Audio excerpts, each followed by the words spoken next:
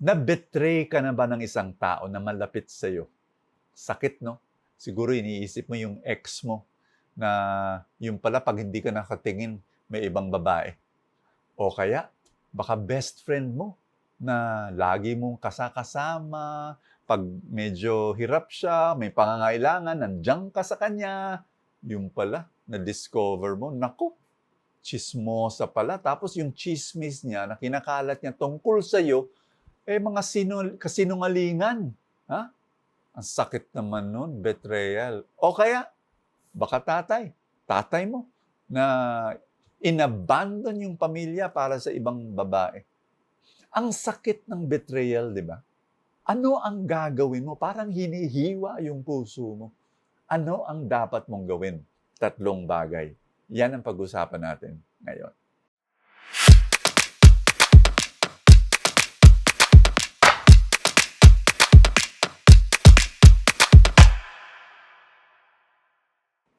Ang una, kailangan bigyan mo ng oras ang sarili mo na mag-grieve.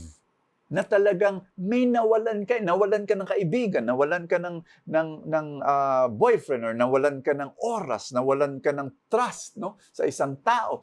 May nawala sa iyo, kailangan mag-grieve ka. Pumunta ka kay Lord at umiyak, no? Ilabas mo yung iyak mo.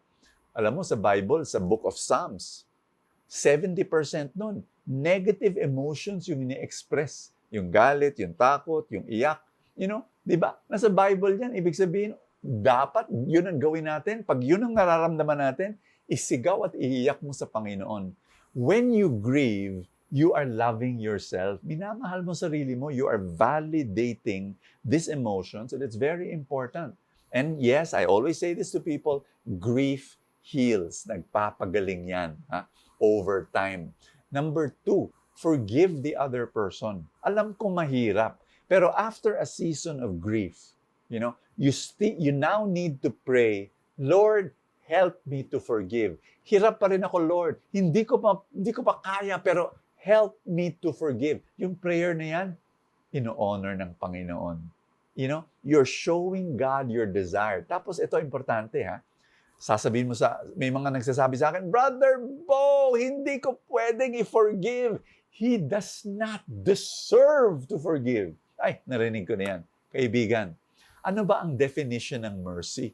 Mercy is forgiving someone who does not deserve to be forgiven. Kasi pag deserving niya to be forgiven, hindi mercy ang tawag doon. Ang tawag doon, bayad. Binayaran mo sa... Hindi. Ang mercy, kaya nga pino-forgive mo kasi hindi siya karapat-dapat na patawarin. Pero nagpapatawad ka. Kaya nga, kailangan mo magdasal, Lord, tulungan mo ako magpatawad. Kasi kung ako lang, hindi ko kaya gawin. You need God's help.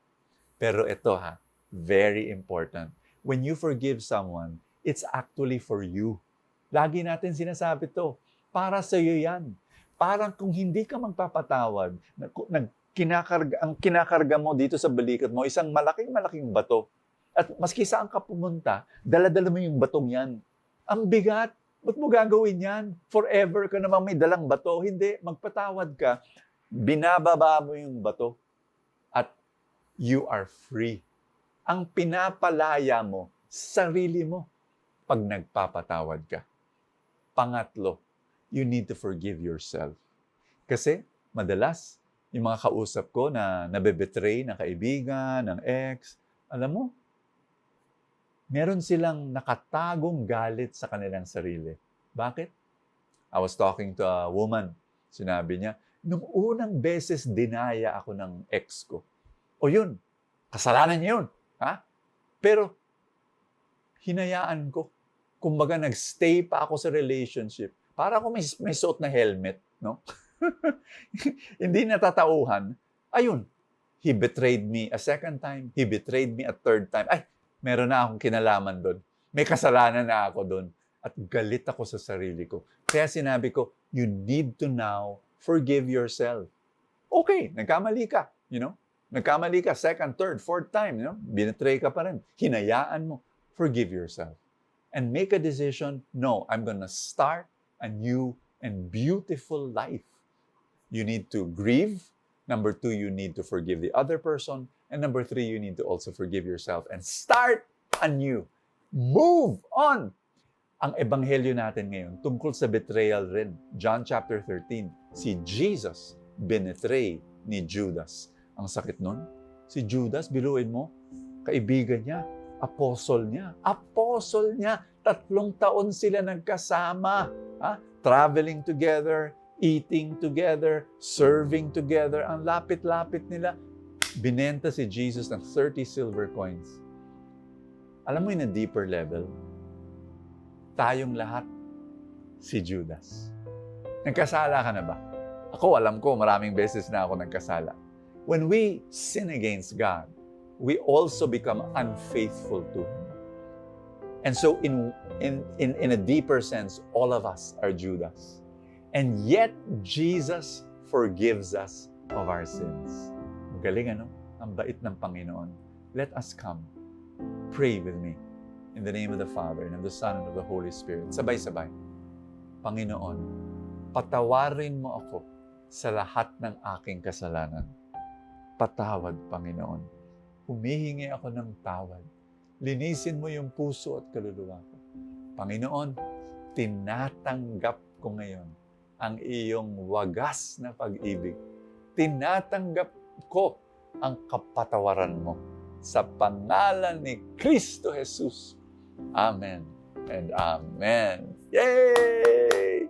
In the name of the Father, and of the Son, and of the Holy Spirit. Amen. Mga Katoliko na gustong magkumpisal, hindi pwede magkumpisal ngayon dahil sa pandemic. Alam mo, naintindihan ng Panginoon yan. No? Tinatanggap natin ang pag-ibig at kapatawaran niya. Sa future, magplano tayo. Pag pwede na, receive the sacrament of reconciliation, not only for the forgiveness, pero pati na rin yung healing at anointing ng galing sa sacrament na yun.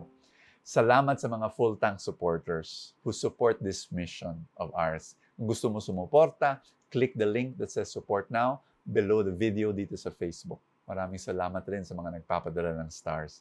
God bless you, and I will see you tomorrow.